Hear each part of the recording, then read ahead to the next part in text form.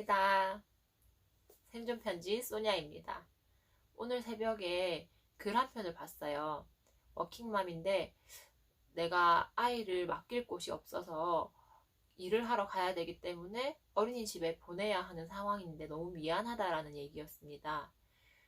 그리고 또 하나의 글을 봤는데 자영업자인데 남편, 그러니까 아버지죠? 아버지가 우리 아이들에게 참 이런 모습을 보여서 너무 미안하다는 내용의 글이었어요.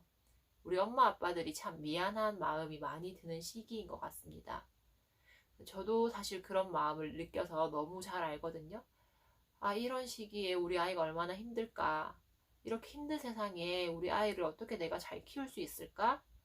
내가 아이를 낳는 것이 그냥 나를 위한 욕심이었을까? 라는 생각들을 들게 하죠.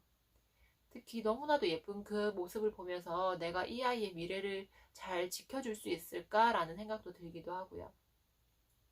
저는 사실 부모님이 부재한 가정에서 자랐습니다. 부모님이 경제적인 사유로 저랑 함께 있기가 힘들었는데요. 그 시간을 겪으면서 처음엔 너무 원망스러웠어요. 왜 나는 다른 아이들처럼 부모님이 곁에 계시지 않지?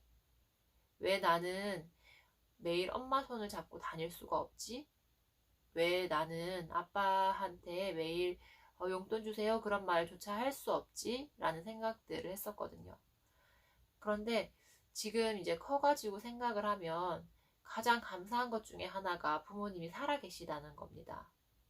부모님께서 살아계시니까 제가 커서 여쭤볼 수 있는 거예요. 그때 어떤 마음으로 저를 낳았어요?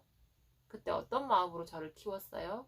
그때는 왜 그랬어요? 나 참 많이 힘들었는데 왜 그렇게 함께 해주지 못했어요? 라고 물을 수 있었어요. 근데 그 말을 들으시는 저희 부모님이 미안하다.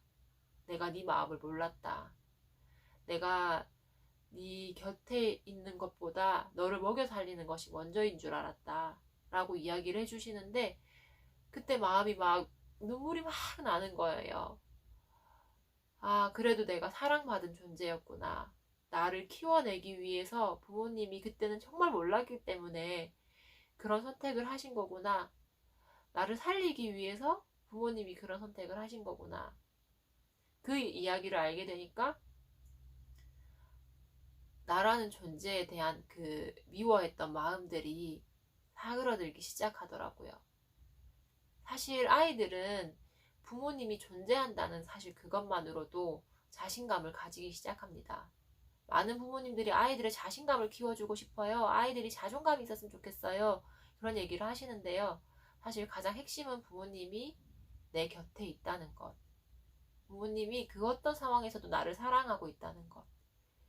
그리고 부모님의 그 어떤 백그라운드보다 내 옆에 내 부모님이 계시는 게 나에게 가장 큰 백그라운드라는 것을 아이들은 알고 있습니다.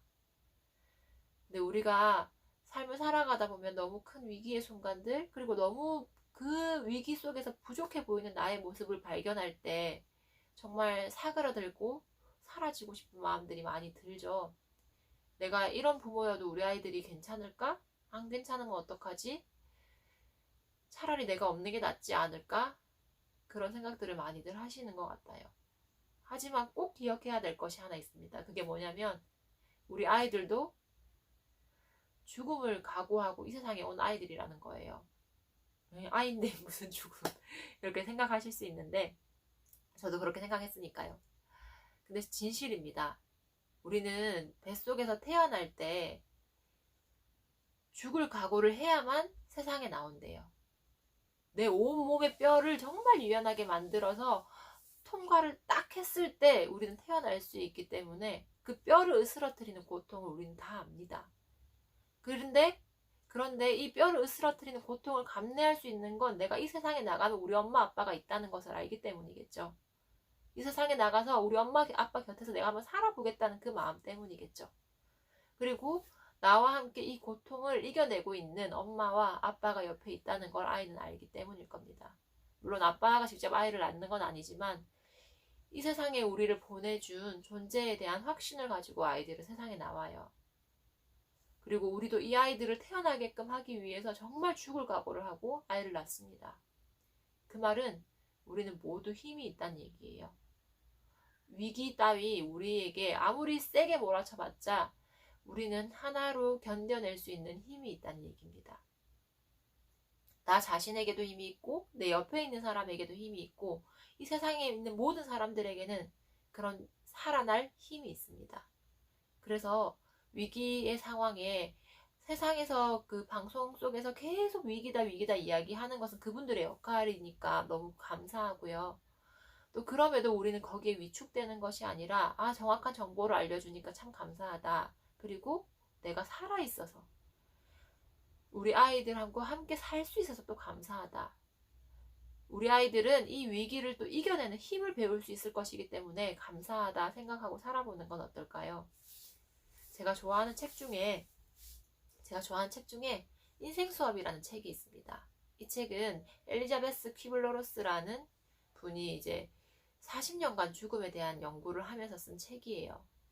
이 책이 정말 좋은 내용이 많은데 핵심적인 내용은 오늘은 어제 죽은 사람이 간절히 살고 싶었던 오늘이라는 거. 그리고 지금 우리가 심장이 살아있다는 건 너무나도 감사한 기적의 순간이라는 거. 그리고 꼭 기억해야 되는 내용이 아직 죽지 않은 자로 살지 말라라는 내용이 있어요. 무슨 또 죽음이야 이런 얘기를 할 수 있지만 저도 그 챕터를 보고는 뭔 죽지 않은 자지? 난 살아있는데? 이런 생각을 했거든요. 그런데 지금 생각을 해보면 우리가 이 위기가 오면 내가 죽을까봐, 내가 사랑하는 사람들이 망할까봐 부들부들 후들후들 떨게 되는 것 같아요. 그러면 그럴수록 위기는 더 세차게 막 바람을 몰아치듯이 우리를 흔들어 놓는 것 같습니다. 그런데 꼭 기억해야 될 것은 우리는 정말 죽음을 각오하고 세상에 나왔다는 거. 그렇게 강력한 힘이 우리에게 있다는 거. 그러니 내가 망할 것을, 내가 누군가하고 관계가 틀어질 것을, 죽을 것을 두려워하는 게 아니라 정말 난 이미 한번 죽음을 각오하고 세상에 나왔으니 매일을 최선을 다해서 행복하게, 즐겁게 사랑하면서 살아가는 그 삶을 살아가겠다는 것을 다짐해보면 어떨까요? 힘든 위기에 웃음조차 나지 않는 시기이지만 우리가 이 시간을 또 버텨낼 것임은 너무나도 분명한 사실이고 이 시간이 지나가면 또 우리에게는 이야기가 될 겁니다. 그 이야기를 우리 아이들과 함께 그때 참 힘들었어. 그런데 우리가 함께여서 이겨낼 수 있었어. 혹은 지금 혼자 계신 분이라면 그때 참 힘들었어. 하지만 내가 나와 함께이기 때문에 나 그때도 이겨낼 수 있었어. 고마워. 살아있어줘서. 고마워. 나와 함께해줘서. 라고 이야기할 수 있는 날이 오기를 기대합니다. 그날이 반드시 올 거라고 믿고요. 우리 힘든 마음이 있으신 분들도 이 영상을 보시고 꼭 내가 정말 가치 있는 존재야. 나 정말 큰 힘이 있는 존재야. 지금 내 눈에 보이지 않지만 나는 잘 걸어가고 있어. 난 잘 이겨내고 있어. 우리는 잘해가고 있어. 라는 마음을 이 마음속 깊이 가지는 날 되어지시기를 응원하겠습니다. 오늘 영상 여기서 마칠게요. 감사합니다.